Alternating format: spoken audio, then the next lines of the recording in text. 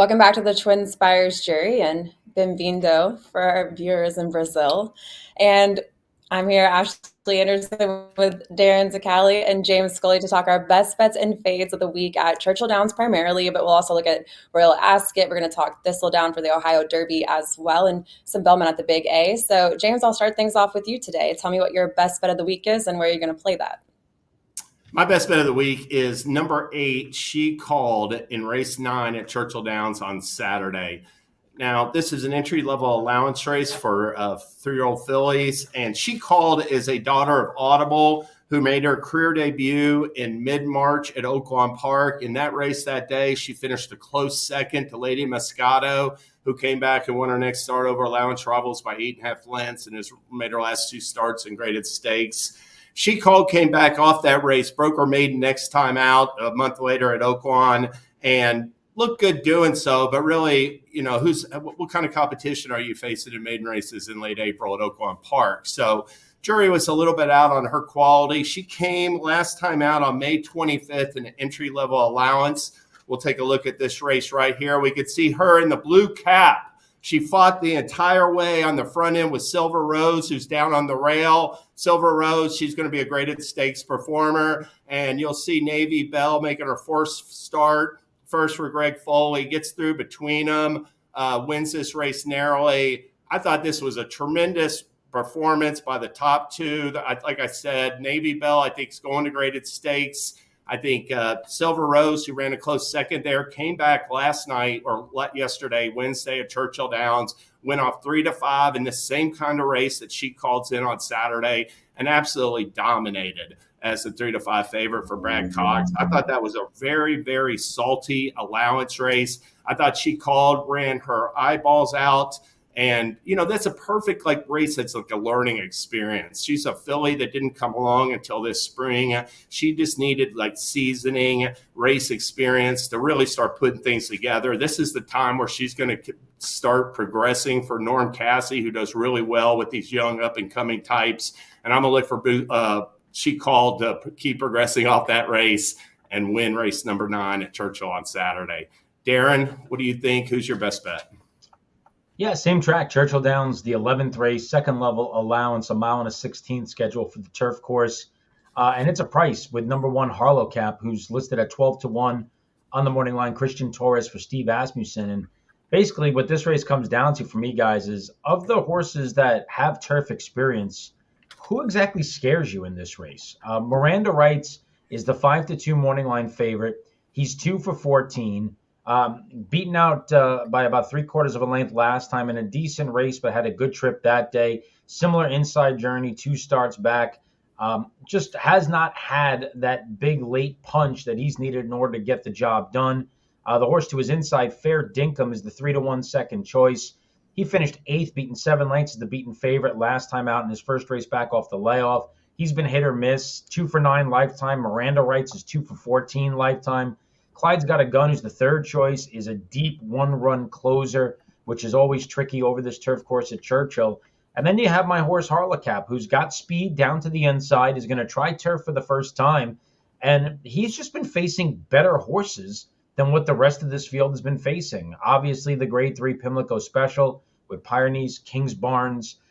He's faced Rocket Can of late. He's faced King Russell. I mean, these are just better horses than what these other turf runners have been facing, and he's by Justify, who could certainly throw a turf runner, 14% clicking in terms of his turf percentage. And I think he's going to go to the front, guys, and take the shortest way around on the cutback to 1.16 mile. And if he takes to the turf course, I think he's extremely dangerous against a group that at this level has been pretty camera shy. So we're going to take a big swing with our best bet at 12-1. We're getting creative here with Harlow Cap in the 11th at Churchill, Ashley.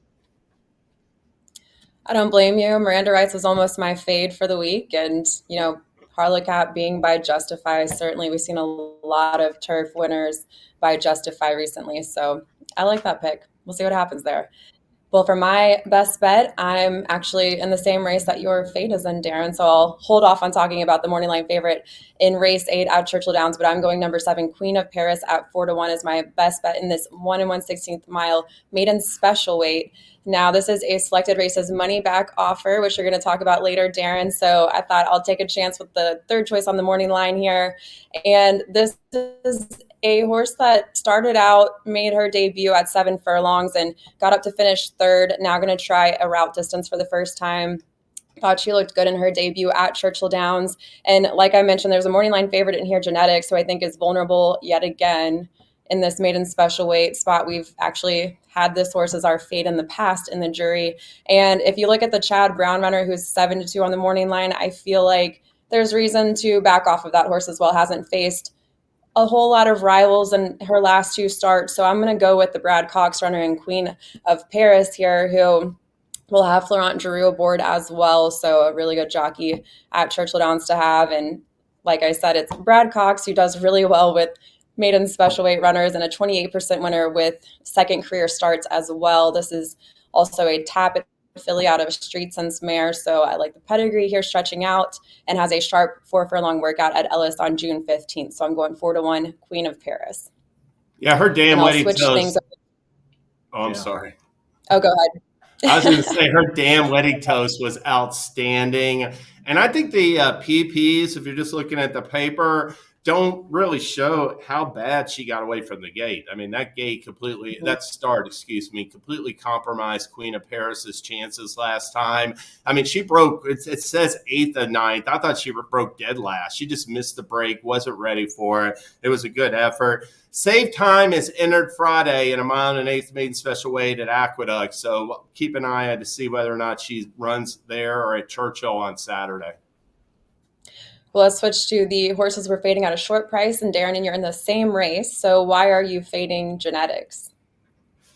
Yeah, it's just the profile of a horse at a morning line that I'm going to try to beat. 0 for 5 against some runners that only have 1 or 2 lifetime starts with considerably more upside. Genetics last year, her debut, I thought was excellent at Saratoga, where she prompted the pace, made an aggressive move, and then just tired late. Debuting 2-year-old 7 furlongs is always tricky. So I thought that was a really good effort. Then she kind of came out of the gate a little sideways in her second start. Maybe you have an excuse there. But now she's off to a slow beginning at Keeneland, late start that day. Late start last year at Churchill Downs. And though that was actually going to be Travis Stone calling her to come in to finish third, beating a length and 3/4. But that was a race where she was off slow again and had to come from far back. So you've kind of seen a pattern where she's creating her own issues in these races now, 3 in a row. And then last time she came off the layoff, and I guess, you're going to say she's short. I didn't really see any excuse why she had to lose 2.5 lengths to the winner in the stretch. She's going to get overbet once again. She's well-bred. Obviously, Belmont, you respect the horses as they typically improve with time. But my concern is that I really don't see much improvement with this filly through her first 5 starts. I think maybe her debut might have actually been her best race. And I think your selection, Queen of Paris, has considerably more upside. Even a horse off the layoff like Murphy's Gift off a speed fade angle, Sustantia off a speed fade angle. I think there's other horses in here that one of them I think is going to jump up and run a really good race. And that's why Genetics keeps losing, because she's not jumping up with the better race when somebody else does. So I'm going to fade her again at a short price. I've done it before. We'll go back to that well again.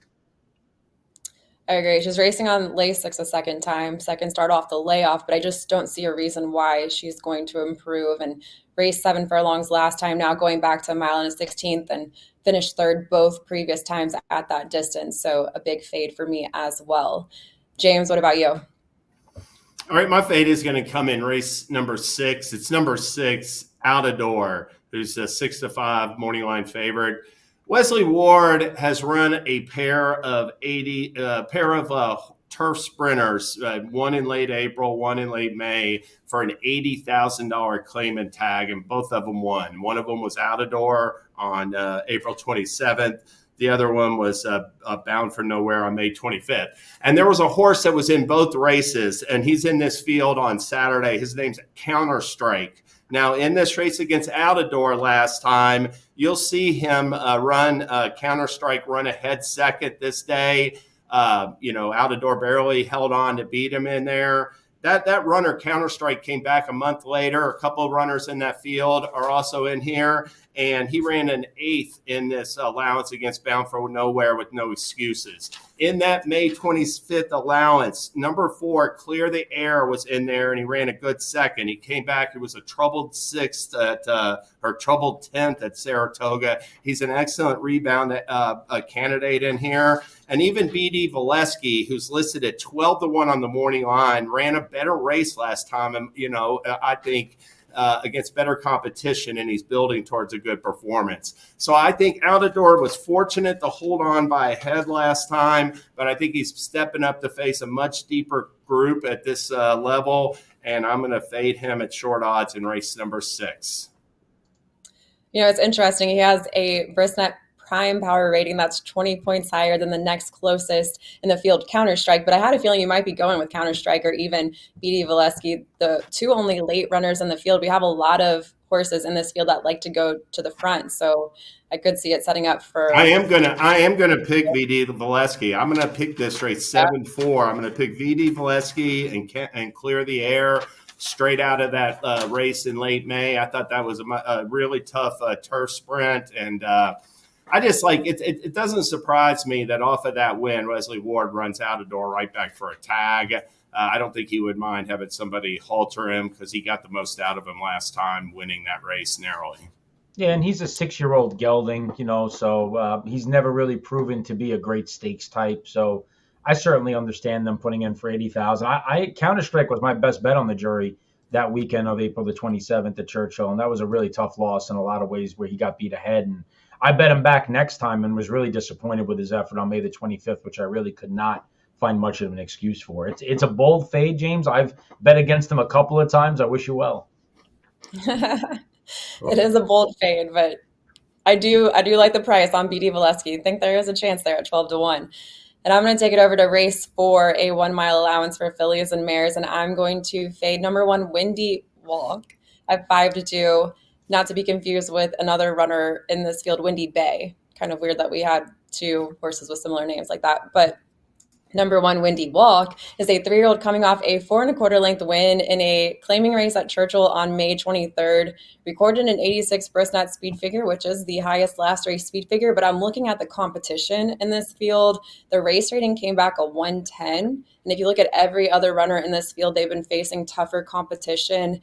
Now, Windy Walk is going to be facing Allowance Company here. Last time she faced Allowance Company, she finished far back in 7th. So I'm going to play against her here. I like Windy Bay, number 5 at 3-1.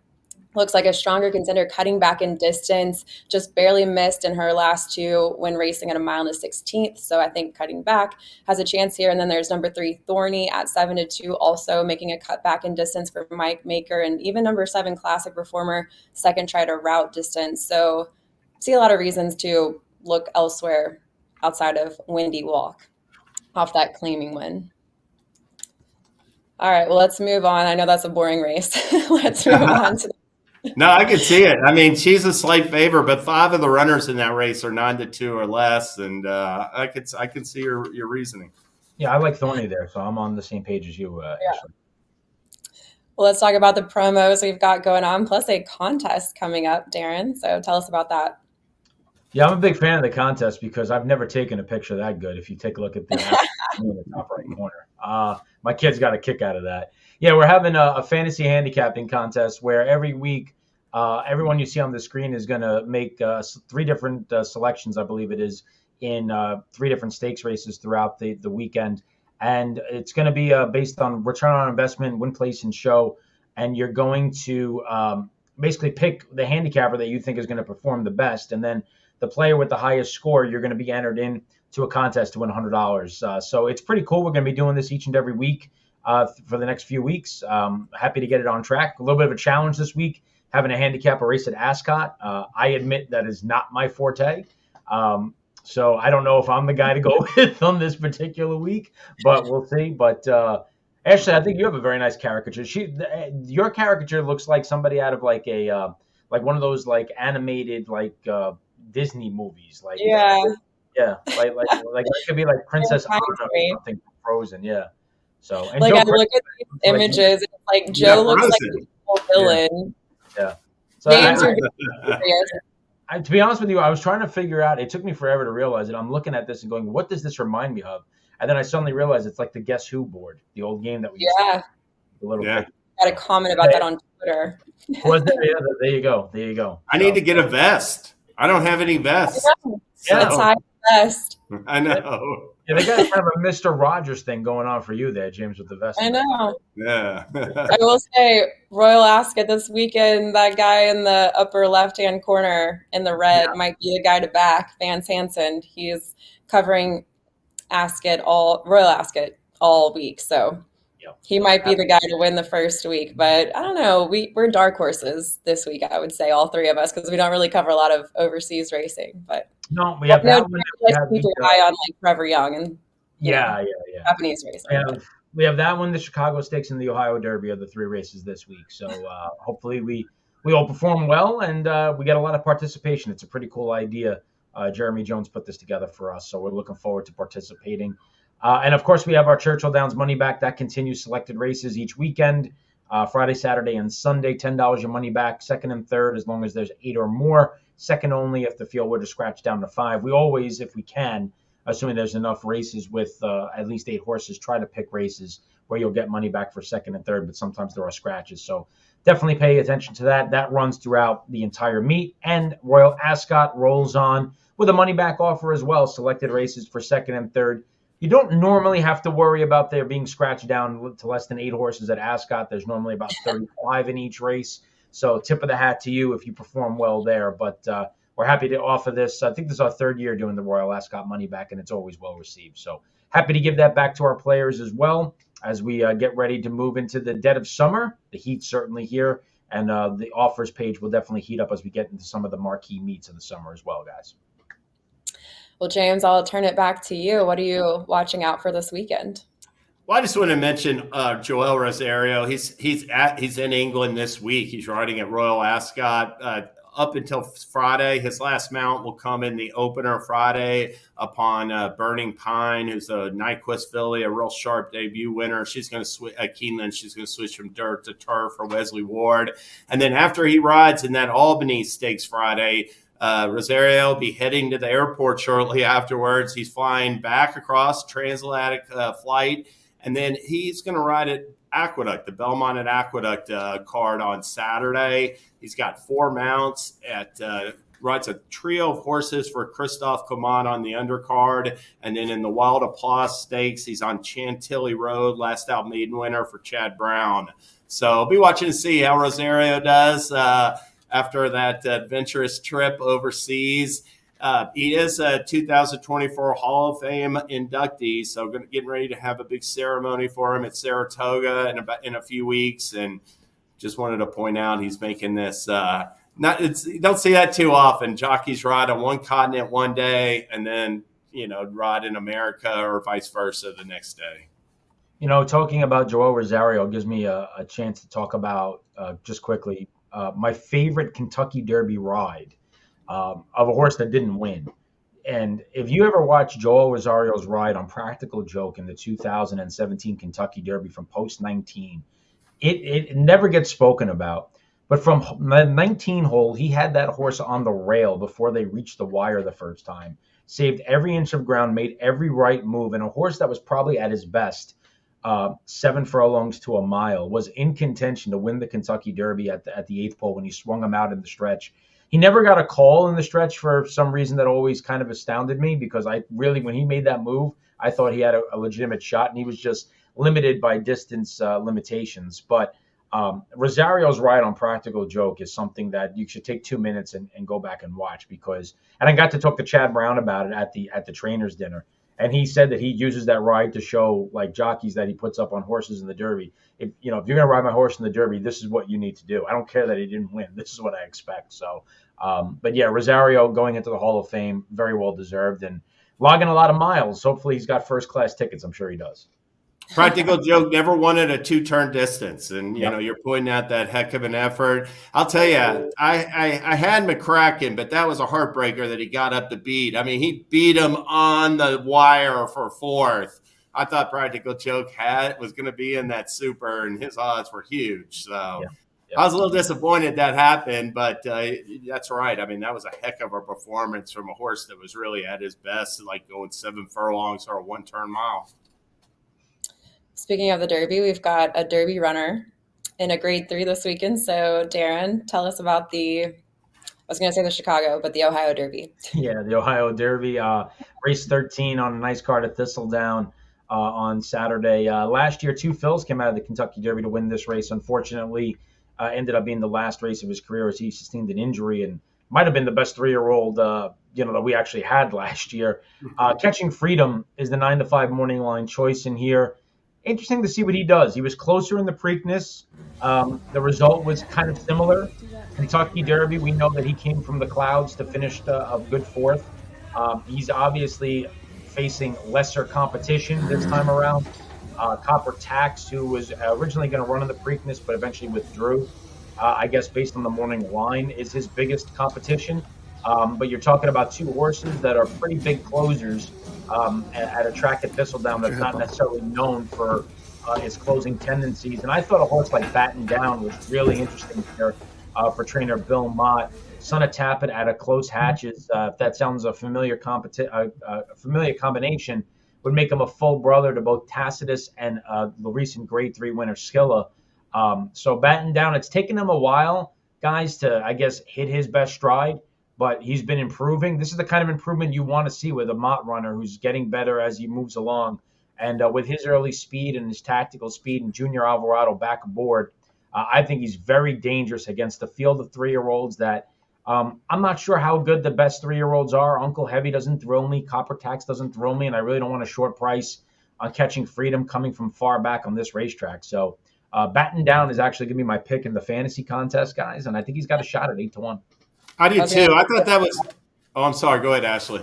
Yeah, I was going to ask if that was your pick for the fantasy contest because that was the other horse I was looking at. I mean, Catching Freedom looks on paper head and shoulders above the field, but the fact that there's not a lot of speed signed on, I don't like him as a late. I don't really love the spot. Like, if Asmussen was that confident in this horse, would he really run him in the Ohio Derby? And not to knock the race, but this horse was 4th in the Kentucky Derby, won the Louisiana. Brad Cox. I'm sorry, Brad Cox. Excuse me.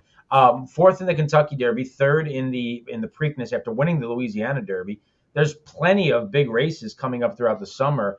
Would he really point him to the Ohio Derby here? I don't know. I just doesn't seem to me that they're oozing with confidence to run in this spot, and I think he's worth a play against. Yeah, I look at him. I don't know if anybody in that race will be good enough to beat him, but I exactly the way I see it. I want to take him on. I will say I thought Batten Down's race at Keeneland, that was a brutal trip, like 2 starts back. Junior Alvarado put him right on the front end last time. I expect to see him hustling in from the gate. And if he's like 4th, 5th, or 6th early, I'm going to be disappointed. I think his speed is improving, and he definitely has the quickness in my mind to be at least prominently placed in the early going. So I hope he gets that forward trip on Saturday.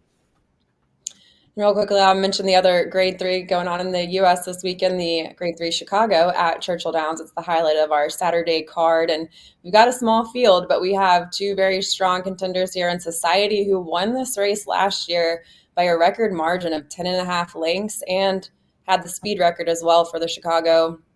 Now, Vava is the other. I really feel like it's probably going to be just these 2-horse race maybe in this edition of the Chicago. But Vava is 3 for 3 at Churchill, just won the Derby City Distaff back in May, got her first Grade 1 victory in that race, and then also has 4 wins from 6 starts at the distance. So I'm going to try to play Vava. I mean, you're not getting good odds either way, even money on Vava or 4-5 on Society. But Society is the only early speed horse in this field. So Darin, I think that's your angle, right? You're going to go Society, getting the early lead, having her way from the start.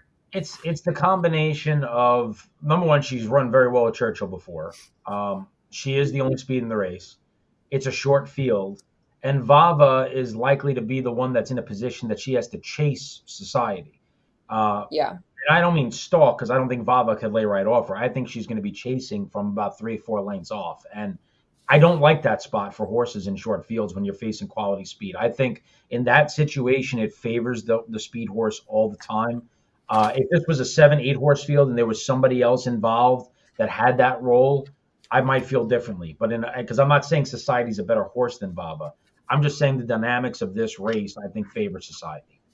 I think it was a good plan. I think Vava could have gone out to Santa Anita last fall and run third or fourth, maybe in the Breeders' Cup Filly Mare Sprint. I mean, she was in good form at the time, but I thought it was a very wise move by Cherie DeVoe to bypass that trip, that potentially hard trip, and win a pair of grade ones like in the spring with her. Society did go to that Filly Mare Sprint, and this is her first race since then. So I look for Vava to be better this year than she was last year. I mean, I think she's already like shown that a little bit. Her numbers could be better. I'll grant you that. But visually, she's done everything right so far, and it's got a lot going for her. Yeah, I think I'll back her in this spot.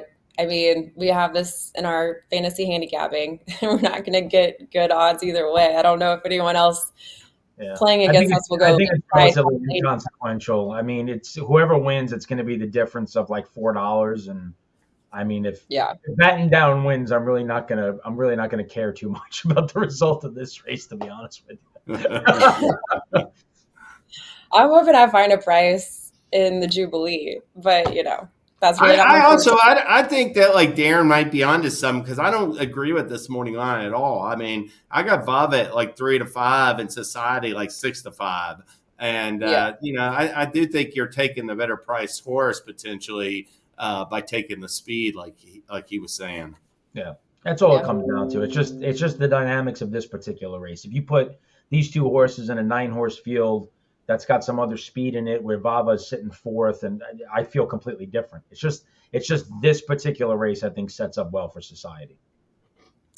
All right, well, that's all the time we have today for the TwinSpires Jury. We'll be back next Thursday, and of course, head to TwinSpires for those promos that Darin mentioned, and check out our social channels for that fantasy handicapping contest starting on Saturday. We'll see you next time.